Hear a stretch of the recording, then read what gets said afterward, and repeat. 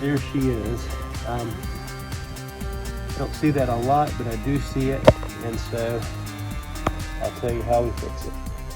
And what are we doing today? Hey, we're activating a passive radon system. My name is Scott. I'm a radon mitigator in Virginia. I make videos for other radon mitigators, those looking to get in the business. If you're home, of course, you can stay and hang out. So today, this happens quite frequently, so I thought I'd make a video about it. When we're called upon to activate a passive radon system, or the success of it is highly dependent upon what was left for me. So when the builders built this home, you can see how the natural path of the pipe wants to go way down there. Well, we can't get a radon fan down there, so we've got to rejigger the pipe and do a little roof work to accommodate that. So in two zones with passive radon systems, we're obviously in the attic, and that's where the fan would go. So this pipe, it goes down through the main level and then ultimately to the basement and taps into the floor down there.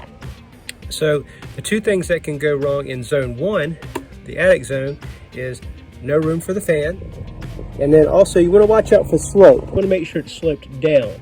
It's just like a drain line, because remember, rain is going to come through here, and of course our system produces condensation anyway, so it's just like a drain line for plumbing. You always want to make sure it slopes down so water doesn't get caught up in your system. If it does get caught up in your system, it can kind of block it or make the system gurgle. The slope of that pipe right there, so I put that in, and I know we're good, but if you're activating a system in a house that a builder built, just sort of double check that, that's all.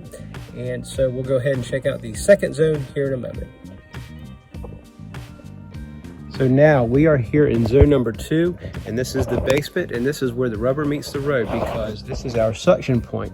This is the pipe that the builders had left for us. And the major pitfall that can happen in this area is that the pipe could be suffocated when they pour the floor. You see, the idea of a passive radon system is that radon is drawn up through this pipe that the builder put in like a chimney effect with no assistance. And so when we activate this passive radon system, we're putting a fan on to give it a helping hand and move more radon out of the house. So there's a couple ways to determine if the fan that we've installed is effective. So I'm going to take you up on the roof right now and I'll show you. Okay, so here we are on the roof where the vent is coming out, and I just put a boot on and it does not leak. I don't get into shingle matching and so forth.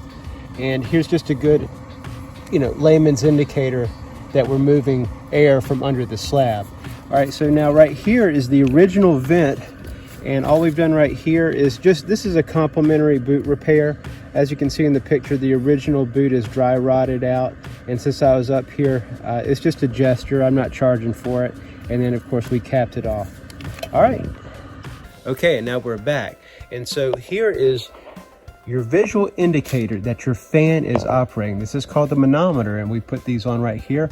And this is not your radon level. It's just an indicator of airflow.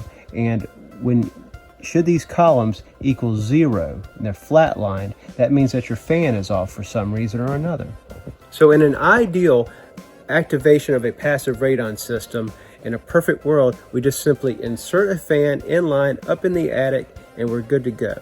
But in zone number 1, we had to do a little work. So in zone number 2, we got lucky today in regards to having to do work with the suction point. So when we do have to do work in this zone, what it typically consists of is rerouting this pipe into the floor properly so we can draw air out from this area. So we're in good shape today. We got lucky right there, and we're just going to put a little silicone here at the crack. But I do have videos where we had to do repairs like that, but we're okay for that today. And you're welcome to check them out in my library of like over 75 videos at this point. So another indicator that the suction point could have been suffocated is when, well, my reason for being here. The home has sold and it was tested, and the levels were a little bit higher than 4 picocuries. Now, if it's way higher than 4 picocuries, in my experience, it means that there's something going on with this suction point, and it's as if the system wasn't even in there to begin with. So in this case, it just barely failed the 4 picocurie test, and so that was kind of an indicator or a hint that the passive system was working okay, it just needed some assistance. If you found this video helpful, by all means, why don't you smash that like button and consider subscribing. I put out lots of content for the Radon community. It doesn't cost you a dime, it means the world to me. Thanks so much for watching. Bye.